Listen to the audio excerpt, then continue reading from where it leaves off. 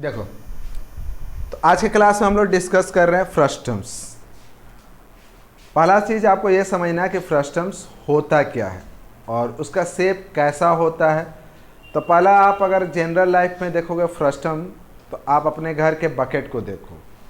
Bucket का जो shape होता है वो एक फ्रस्टम शेप का होता है। ग्लास, अभी भी सबके घर में ग्लास आता होगा, शीशा वाला या इवन स्टील वाला, तो भी देखो ना, तो फ्रस्टम शेप का ही होता है।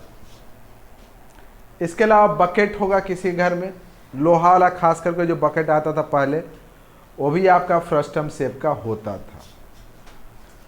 फ्रस्टम अगर आपको बनाना है तो क्या कीजिए कि आप एक कोन लीजिए। फॉर एग्जांपल, आप एक बर्थडे कैप जो आता है, बर्थडे कैप को ऊपर से एक छोटा सा कोन काट के निकाल लो, ठीक, और फिर उसको हटा दो। ऊपर वाला छोटा कोन को काट के हटा दो, फिर जो बचा हुआ पोर्शन है उस पर ऊपर से पेपर लगा दो। जो बचा हुआ पोर्शन होगा, एक कोन में से ऊपर से एक छोटा कोन काट के हटा लोगे तो जो बचा हुआ पोर्शन होता है वो एक फ्रस्टम शेप का होता है। आज हम लोग क्लास में पूरा का पूरा उसका फार्मूला डिराइव करेंगे कि एक फ्रस्टम का कर्व सरफेस एरिया कैसे निकालेंगे, लैटरल सरफेस एरिया कैसे निकालेंगे, मतलब कर्व सरफेस एरिया का हो, लैटरल सरफेस एरिया तो यहाँ पे बात नहीं होगी। फिर टोटल सरफेस एरिया उसका कैसे निकालेंगे, उसकी वॉल्यूम कैसे निकालेंगे, और इसमें जो रेडियस होता है, स्लेंट हाइट होता है, हाइट होता है, इन सब के बीच में क्या रिलेशनशिप होता है। तो आज पूरे क्लास के अंदर मतलब हम लोग सिर्फ उस सब चीज़ को, जो भी फार्मूला होता है उसी पर हम लोग डिस्कस करेंगे और उसी पर पूरा का पूरा फोकस करेंगे। पहले हम ऐसा करते हैं कि लेट्स, ये एक कोन है, ठीक है, ये एक कोन है। इस कोन में एक सर्टेन हाइट, मान ली एक सर्टेन हाइट एच से एक छोटा सा कोन काट के निकाल दिया गया, ठीक है ना। मतलब कि यहां से मान ली कि ये पूरा कोन जो भी था उसका हाइट क्या था नहीं मालूम, लेकिन हम यहां नीचे से क्या किए कि मान ली कि ये आपका बेस हुआ, ठीक। इसके बेस से एक सर्टेन हाइट मतलब मान ली कि एच हाइट से एक छोटा सा कोन काट करके निकाल दिए, ठीक है। अब कोन काट के निकाल दिए, अब इसको हटा दिए। ये जो ऊपर वाला पोर्शन है इसको आपको क्या करना है, हटा देना है। तो जो नीचे वाला पोर्शन आपका बचा वो एक फ्रस्टम शेप का है, ठीक। अब ये फ्रस्टम का अगर हाइट देखा जाए तो ये फ्रस्टम का हाइट है आपका h, यहां से लेके यहां तक, ये हाइट इसका कितना ले लिए, h। अब यहाँ पे फ्रस्टम में दो सर्कुलर पोर्शन है, एक ऊपर और एक नीचे। ऊपर वाला जो सर्कुलर पोर्शन है वो छोटा है और नीचे वाला सर्कुलर पोर्शन बड़ा है। तो इसका मतलब यहाँ पे रेडियस जो होगा, अपर पोर्शन का रेडियस और लोअर पोर्शन का रेडियस डिफरेंट होगा। ऐसा कोई जरूरी नहीं है कि ऊपर वाला पोर्शन का रेडियस छोटा होगा और नीचे वाला पोर्शन का रेडियस बड़ा होगा। अगर आप बकेट की बात करोगे तो बकेट में क्या होता है कि अपर पोर्शन का रेडियस बड़ा होता है और लोअर पोर्शन का रेडियस छोटा होता है। हम जिस तरीके से रखे हैं उस केस के लिए सिर्फ ये सही है कि अपर पोर्शन का रेडियस छोटा है, मतलब हम इसके रेडियस को हम मान लेते हैं स्मॉल r और नीचे वाला को हम मान लेते हैं कैपिटल R। और ये जो फ्रस्टम है इसका जो ये लेंथ है इसको स्लेंट हाइट कहते हैं, इसको हम L मान लेते हैं, यहां से यहां तक फ्रस्टम के लिए, ठीक। अब जो ऊपर पोर्शन का जो कोन है, अपर पोर्शन, उसका हाइट को हम मान लिए थोड़ा देर के लिए h1 और इसका जो स्लेंट हाइट है इसके लिए मान लिए L1, क्लियर। ये जो h1 है ये क्या है, height of cone of upper cone. Upper cone मतलब ऊपर से जो काट के कोन हटाए हैं उसका हाइट को h1 माने और उसका स्लेंट हाइट को क्या माने हैं, L1, ठीक। अब यहां पे अगर आप ऐसे देखो तो इसको ऐसे लिखते हैं A B C और यहां पे नेमिंग कर देते हैं D और E। आप थोड़ा सा अगर ध्यान दो तो हम यहां से इस तरीके से ट्रायंगल निकाल लेते हैं, ऐसे ट्रायंगल निकालें। ये ट्रायंगल क्या है, A B C। AB कितना है, A B H plus H one, H plus H one. A B अगर निकालना है तो A D plus B D लिखेंगे ना, एच प्लस एच वन। ठीक, आपका बी सी कितना है, कैपिटल आर, और ए सी कितना है, एल प्लस एल वन। फिर यहां से इस तरह का एक लाइन है, ये है आपका डी और ये आपका ई। अब अगर आप देखिए तो यहां पे इस फिगर के अंदर में दो ट्रायंगल है, इस फिगर के अंदर में दो कोण है, इस फिगर में दो कोण है, एक बड़ा कोण है एक छोटा कोण। बड़ा कोण में से छोटा कोण को अगर रिमूव कर देते तो नीचे का जो पोर्शन बचता है वो फ्रस्टम होता है। यहां पे आपके पास दो ट्रायंगल है, एक बड़ा ट्रायंगल ए बी सी और छोटा ट्रायंगल ए डी ई। अब हम ये चेक करते हैं कि क्या ये दोनों ट्रायंगल आपस में सिमिलर है या नहीं है। तो सिमिलैरिटी का क्राइटेरिया आपको ट्रायंगल में बताया जा चुका है कि अगर दो ट्रायंगल का कोई भी दो एंगल इक्वल हो तो वो ट्रायंगल आपस में सिमिलर होता है। तो अगर हम ए डी ई और ए बी सी ले तो ये जो एंगल है दोनों ट्रायंगल में क्या है, कॉमन। मतलब ए डी ई में भी ए वाला एंगल आ रहा है और ए बी सी में भी ए वाला एंगल आ रहा है। फिर ए बी सी और ए डी ये वाला एंगल इसके बराबर है। मतलब कि ट्रायंगल ए बी सी अगर लें और ट्रायंगल ए डी ई लें, एंगल ए दोनों में common, A B C 90 degree, A D E 90 degree, दो एंगल इक्वल हुआ ना। इसका मतलब फ्रॉम एंगल दोनों ट्रायंगल आपस में क्या हो गया, सिमिलर। अगर दो ट्रायंगल आपस में सिमिलर है तो करस्पॉन्डिंग साइड का रेशियो बराबर इक्वल होगा। इसका मतलब कि अगर ये लिखेंगे सिंस, वो आप पूरा लिखिएगा और ऐसा एग्जाम में डिराइव करने नहीं पूछेगा, बस हम आपको समझाने के लिए समझा देते हैं। तो अब ये दोनों ट्रायंगल सिमिलर हो गया। अब सिमिलर हो गया तो करस्पॉन्डिंग साइड का रेशियो इक्वल होगा। मतलब ए बी बाय में ए डी, और यहां पे क्या लिखेंगे, बी सी। देखो यहां से अगर बी सी लेंगे तो यहां से डी ई, और फिर ए सी ए ई। क्लियर, ठीक। उसके बाद हम क्या करते हैं कि यहां से ए बी आपका क्या है, H प्लस H1 बाय में H1। यहां पे कैपिटल R बाय में स्मॉल r, फिर यहां पे L प्लस L1 बाय में L1। अब पहले इन दोनों को कंपेयर करते हैं, फिर इन दोनों को कंपेयर करते हैं। ठीक है, तो हम अगर यहां से इसको ऐसे भी लिख सकते हैं कि H बाय H1 बाय में H1 equals to capital R by small r। Cross multiply कर देंगे, क्रॉस मल्टीप्लाई कर सकते हो ना। तो यहां से क्या लिखेंगे, H R H1 R capital R H1। H1 को एक तरफ ले जाएंगे तो फिर क्या लिखेंगे, H R और फिर capital R H1 minus R H1। फिर H1 अगर हम यहाँ से कॉमन लिए, capital R minus small r, फिर में H बाई R। तो यहाँ से अगर H1 निकालोगे तो H1 आपका आ जाएगा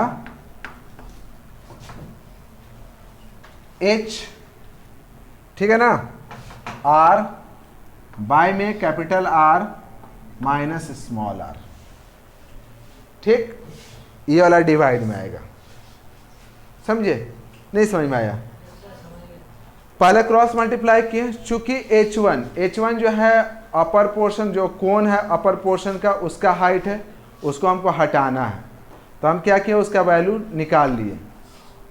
किसके रिस्पेक्ट में निकालिए, तो H R capital R small R, ये जो फर्स्ट टर्म है ये हम लोग को दिया रहता है, इसके रिस्पेक्ट में हम निकाल लिए। सिमिलरली यहां से तुम L1 निकालोगे, जब तुम L1 निकालोगे तो L1 भी आपका आएगा इसी तरीके से, एल आर बाय में capital R minus small R, ये आपका एल आएगा। ठीक, चलिए अब क्या करते हैं कि हमको सबसे पहले निकालना है कि लेट्स, ये समझ में आया। अब मान लिए कि मेरे पास ये एक फर्स्ट टर्म है, जैसे कि एक ये आपके पास एक फर्स्ट टर्म है जिसका स्लेंट हाइट कितना है, ये एक आपका फर्स्ट टर्म है, इसका स्लेंट हाइट को हम कितना माने हैं, एल, हाइट को एच, ऊपर का रेडियस को स्मॉल आर, नीचे के रेडियस को कैपिटल आर। सबसे पहला फॉर्मूला हम डिराइव करते हैं जिसमें इन चारों के बीच में क्या रिलेशन है वो डिराइव करेंगे। H L R capital R, इन सब के बीच में क्या रिलेशन है। तो सबसे पहले हम ऐसा करते हैं कि ये ट्रायंगल उठा लेते हैं। तो यहां से आप जानते हो कि AC का स्क्वायर, AC का स्क्वायर इक्वल टू क्या लिखोगे, AB का स्क्वायर प्लस BC का स्क्वायर, लिख सकते हैं ना इस ट्रायंगल से। तो हम यहां से लिखेंगे AC का स्क्वायर इक्वल टू AB का स्क्वायर BC का स्क्वायर। क्लियर। अब AC आपका कितना है, L प्लस L1 है ना, तो यहां पर लिखेंगे L प्लस L1 का होल स्क्वायर। AB कितना है, H प्लस H1 और BC कैपिटल R का स्क्वायर। यहां तक ठीक।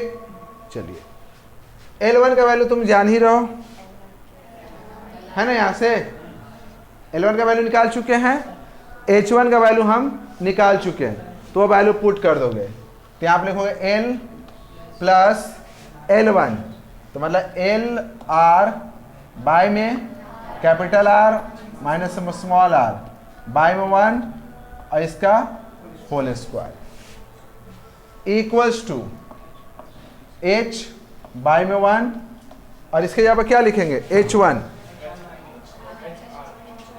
एच आर बाय में capital R plus capital R square whole square. ठीक है, यहां तक कोई डाउट नहीं? डाउट है।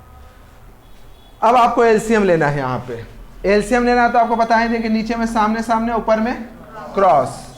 तो यहां पे अगर एलसीएम लोगे तो नीचे में लिखेंगे कैपिटल R और ये capital R minus small r इस L से इनटू होगा, डायरेक्ट कर दें मल्टीप्लाई। तो देखो यहां पे लिखाएगा L capital R minus L R plus L R का होल स्क्वायर। समझ में आया? और सिमिलर यहां पे क्या लिखेंगे, capital R minus small r का होल स्क्वायर, H फिर H R plus H R plus capital R का स्क्वायर। यहां से ये कट गया, ये कट गया, ये कट गया, ये कट गया। ठीक है, क्या बचा?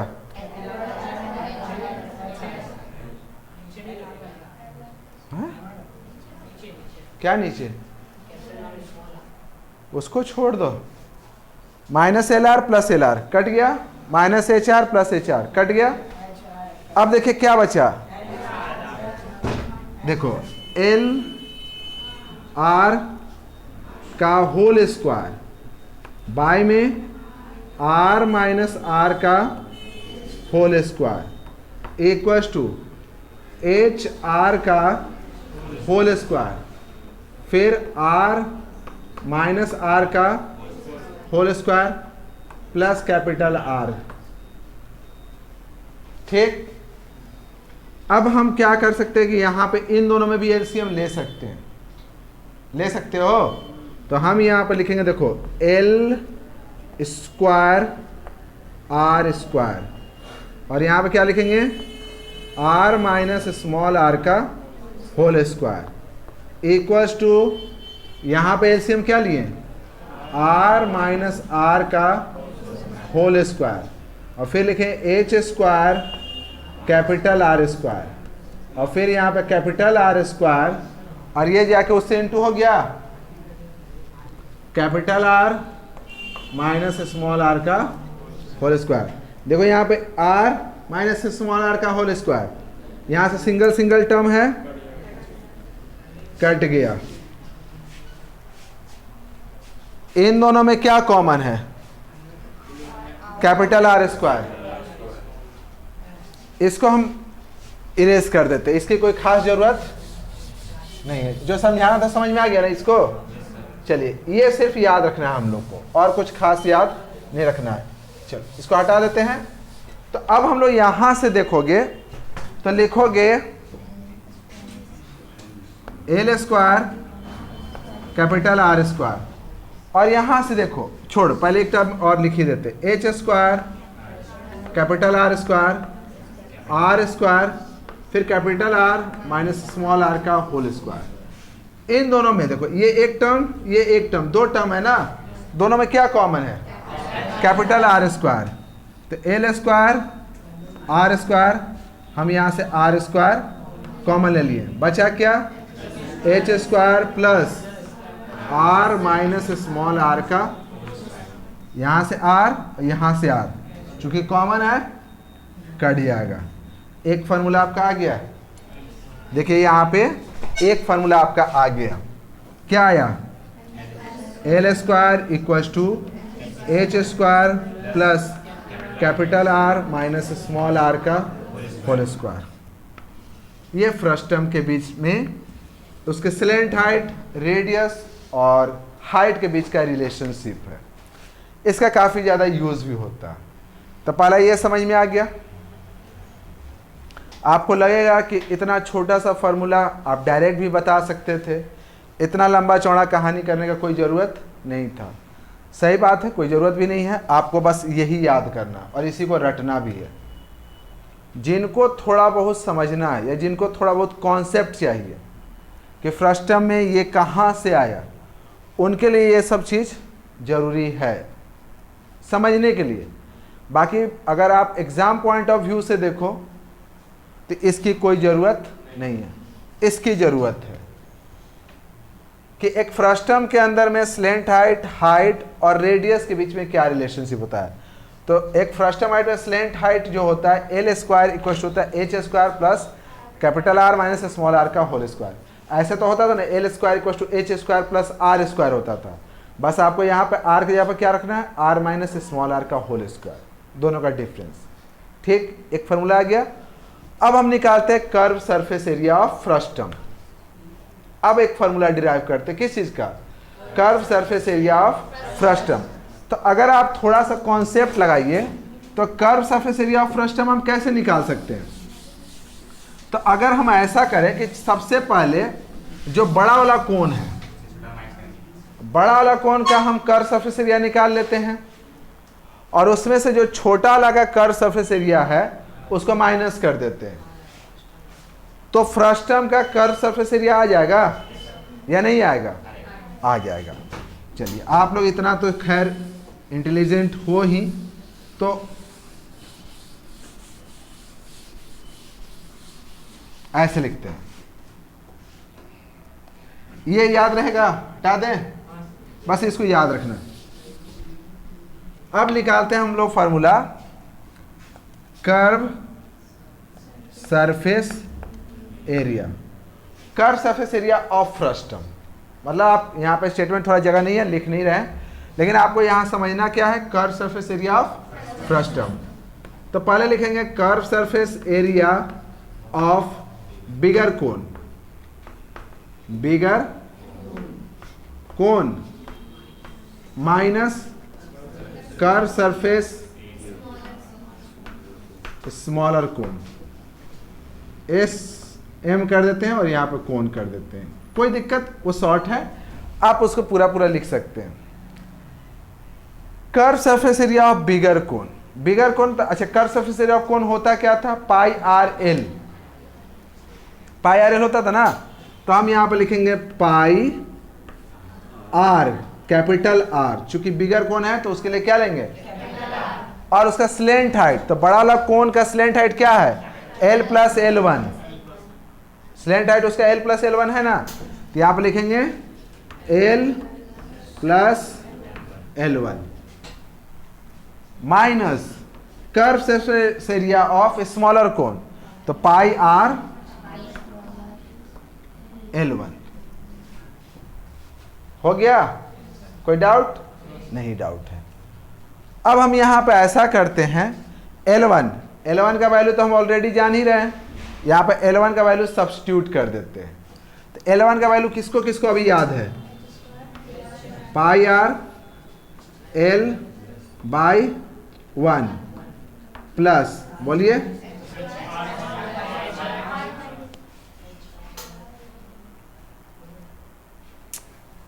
यहाँ पे L है, तो जो वैल्यू आएगा ना वो L के रिस्पेक्ट में आएगा, समझ में आया, L R capital R minus small R minus pi R, और फिर यहां पे क्या लिखेंगे, एल आर, फिर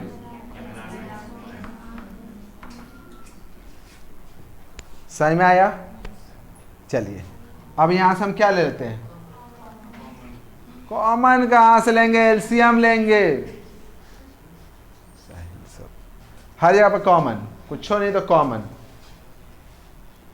पहले इन दोनों का एलसीएम ना लेंगे, तो हम एलसीएम ले लेते हैं, पाई आर, एलसीएम कितना हुआ, आर माइनस आर, इससे इंटू करेंगे तो कैपिटल आर एल, फिर एल आर एल आर, हो गया, और फिर यहाँ पे minus pi R L R by में capital R minus small R. चलिए इसको हम काट देते हैं, ठीक, कोई दिक्कत नहीं, दिक्कत है। अब यहां से आपका देखिए कितना आया, पाई आर, फिर R by small L, capital R small R, फिर यहां पे pi pi L small R का square, R minus small R, ठीक, इसको मल्टीप्लाई कीजिएगा तो क्या लिखेगा, pi L capital R square, फिर यहाँ पे कैपिटल आर स्मॉल आर, फिर यहाँ पे pi L capital R small R square, capital R, LCM ले लें, क्या लें एलसीएम, कैपिटल आर, तो यहां पे लिखेंगे pi L capital R square, pi L, अब इन दोनों में क्या कॉमन है, ऊपर में क्या कॉमन है, पाई एल, तो pi L capital R square, और नीचे में क्या, अब इसको तुम क्या लिख सकते हो, पाई एल, इसके लिए तुम फॉर्मूला क्या लिखोगे, आर प्लस आर, और आर, और नीचे में क्या है, क्या कटेगा, क्या बच गया,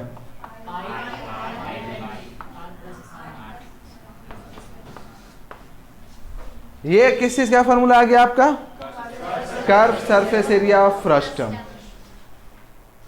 कोई डाउट? तो ये आप याद रखिएगा कर्व सरफेस एरिया। तो curve surface area of frustum आपका होता है pi L R plus are.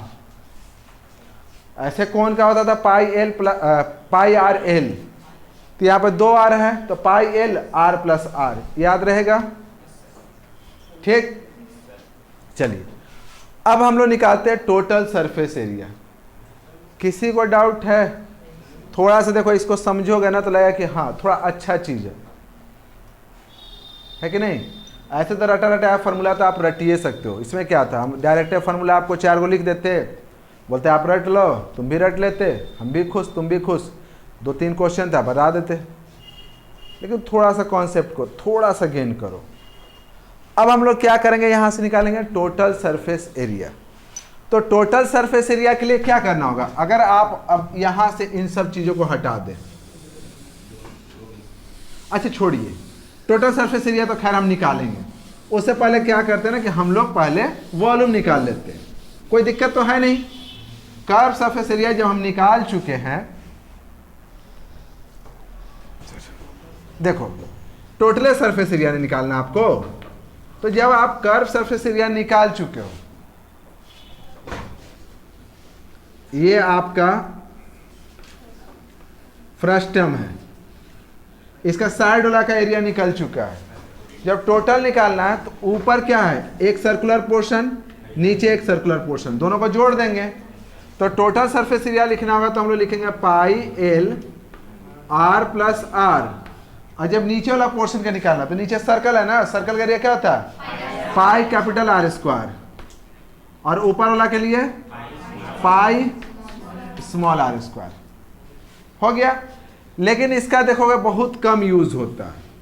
जैसे अगर बोले ना कि बकेट में कितना मेटल सीट लगा हुआ, तो बकेट में कितना मेटल सीट लगा हुआ है, तो फिर हम लोग क्या करेंगे, pi L R plus R, मतलब कर्व सरफेस एरिया, और लोअर पोर्शन में ही ना मेटल सीट रहता है बकेट में, तो वहां पे लोअर पोर्शन जो होता है वो कौन सा पोर्शन होता है, स्मॉलर रेडियस कि कैपिटल रेडियस? तो उस केस में हम लोग pi L R plus R और plus pi small R square. वो अपना कॉमन सेंस होना चाहिए। ये नहीं कि सर बता दिए थे, तो बहुत बार बच्चा देखोगे क्वेश्चन पढ़ लेता है, फिर पूछता है सर यहाँ पे टोटल सरफेस एरिया वाला फार्मूला लगाएं कि कर्व सरफेस एरिया वाला फार्मूला लगाएं, और पूछ रहा था मेटल सीट, बकेट का मेटल सीट, तो हम उसको क्या सजेस्ट करें, कर्व सरफेस एरिया कि टोटल सरफेस एरिया? हम बोले ना तो वहाँ कर्व सरफेस एरिया का फार्मूला लगेगा ना टोटल सरफेस का। Curve surface area plus area of that portion जहाँ पे मेटल सीट लगा हुआ, तो लोअर पोर्शन में लगा हुआ है तो पाई स्मॉल आर स्क्वायर, अगर किसी के मान लेकर ऊपर वाला पोर्शन लगा हुआ तो पाई कैपिटल आर स्क्वायर। अब हम निकालेंगे वॉल्यूम। तो वॉल्यूम के लिए गेस कीजिए तो कैसे निकालेंगे, वॉल्यूम ऑफ फ्रस्टम कैसे निकालोगे? Volume of bigger cone minus volume of, तो वॉल्यूम ऑफ फ्रस्टम, तो वॉल्यूम ऑफ बिगर कोन है ना। वॉल्यूम ऑफ कोन का फॉर्मूला क्या था, पाई आर स्क्वायर एच था। तो वॉल्यूम ऑफ बिगर कोन, तो यहां लिखा पाई आर स्क्वायर और हाइट h प्लस h1, क्या? चलिए आप बोल रहे हैं तो हम लिख देते हैं, लेकिन मेरा मन तो था नहीं। 1/3 पाई आर स्क्वायर एच, फिर यहां पे लिखेंगे minus 1/3 pi small R square,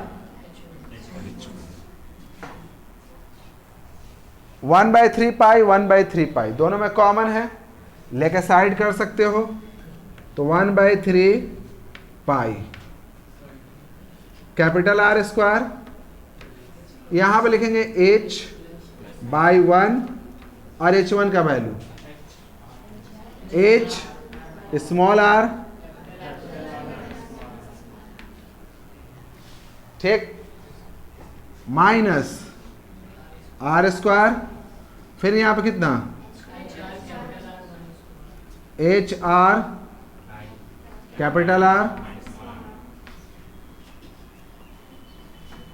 कोई डाउट, कोई दिक्कत है? हो नहीं दिक्कत है। फिर यहां पे लिखेंगे 1/3 पाई, यहां पे ऐसे रहने देते हैं कैपिटल आर स्क्वायर। इसका एलसीएम ले लेते हैं, कितना हुआ एलसीएम? कैपिटल आर स्क्वायर, और फिर ये इससे इंटू होगा, कितना? H capital R, H R और एच आर, माइनस यहां से R square H R, R minus ये कैंसिल होगा। देखिए अब इसे मल्टीप्लाई कर दो, R square H R multiply होगा तो क्या होगा? 1/3 पाई। यहां पे आपका हो जाएगा H capital R cube by में आर माइनस स्मॉल आर, और फिर यहां पे क्या होगा? H small R cube by में एलसीएम ले ले तो 1/3 पाई, कॉमन ले लें, कॉमन भी ले सकते हैं ना। देखो दोनों में आर माइनस आर दोनों में कॉमन है, और एच एच दोनों में कॉमन है, तो हम डायरेक्ट कॉमन ले लिए H by R minus R. तो यहां पे क्या बचा? Capital R cube. A cube minus B cube का फॉर्मूला कितने लोगों को याद है? A cube minus B cube. तो देखो A cube minus B cube का फॉर्मूला क्या होता है? A minus B A square B square A B. तो हम यहां से लिखेंगे 1/3 pi H capital R small R, और फिर इसको ब्रेक करेंगे आर माइनस आर मतलब ए माइनस बी, फिर A square capital R square small R square R into R. क्या कटेगा? कट गया। आपका आ गया formula 1/3 pi H capital R square small R square. ये आपका क्या है? Volume, volume of frustum. तो कुल मिला के हम लोग आज कितना फार्मूला डिराइव किए? 4। पहला फार्मूला में हम लोग डिराइव किए कि अगर एक फ्रस्टम है, हम लोग इसको ऐसा करते इरेज कर देते, फिर चारों फार्मूला को एक बार में पूरा डिस्कस कर लेते हैं। ये समझ में आ गया ना कि वॉल्यूम को हम लोग किस तरीके से निकालें। चलिए तो इसको इरेज करते हैं। तो कुल मिला करके अगर आपके पास फ्रस्टम हो,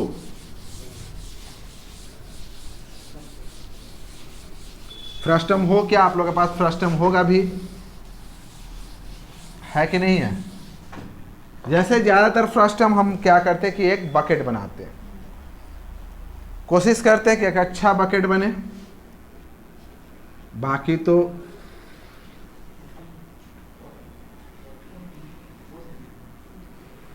क्या हुआ?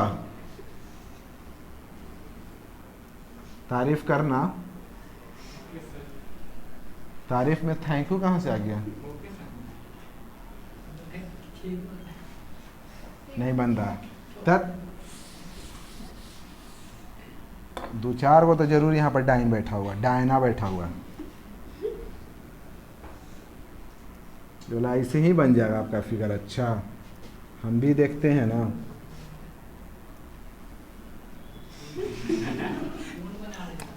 कोई बात नहीं।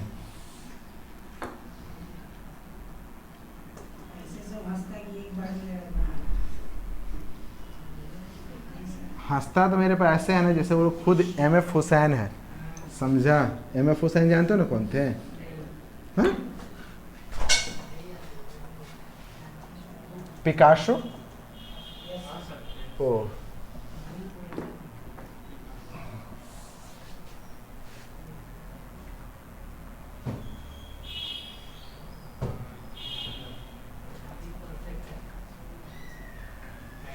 चलिए छोड़िए, हटाइए। ये आपका बकेट है,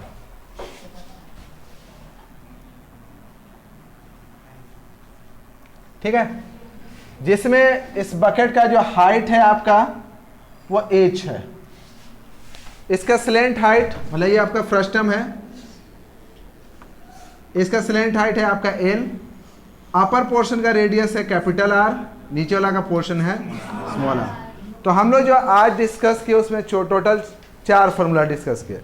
पहला कि इन 4 के बीच में क्या रिलेशनशिप है, तो इन 4 के बीच में पहला रिलेशनशिप जो आया कि L square equals to H square capital R minus small r का स्क्वायर, ये पहला फॉर्मूला डिराइव किए। दूसरा निकाले हम लोग curve surface area, curve surface area of first term. तो कर्व सरफेस एरिया निकाले तो वो आया आपका pi L R plus R। फिर तीसरा बोले आपको टोटल सरफेस एरिया, तो आप कर्व सरफेस एरिया मतलब पाई एल R प्लस R, फिर यहाँ पे लिख सकते हैं pi capital R square pi small r square. और जो फोर्थ है वॉल्यूम, तो वॉल्यूम आपका कितना आया 1/3 पाई h capital R square small r square r into r। यहां पे आपको देखिए जब भी मेटल शीट पूछेगा area of metal sheet of bucket, तो उस केस में आप फॉर्मूला ऐसे लिखेगा pi L R plus R और पाई स्मॉल r स्क्वायर। अब मान लीजिए जैसे ग्लास है, ग्लास में ग्लास का एरिया निकालना, एक ग्लास जो हम लोग शीशे वाला ग्लास से पानी पीते हैं उसमें ग्लास का एरिया निकालना, तो फिर यही फार्मूला लगेगा, क्योंकि उसका ऊपर वाला पोर्शन जो होता है अपर पोर्शन ओपन होता है, वहां पर ग्लास नहीं लगता। ज़्यादातर केसेस में ये वाला फार्मूला का कोई यूज नहीं होता, ये 3 ही का यूज होता है। एक तो वॉल्यूम 1/3 पाई h capital R square plus small r square plus बाकी। इसको आप थोड़ा सा एक बार खुद से डिराइव कर लेना, नेक्स्ट क्लास में हम लोग क्वेश्चन डिस्कस करेंगे, ठीक है।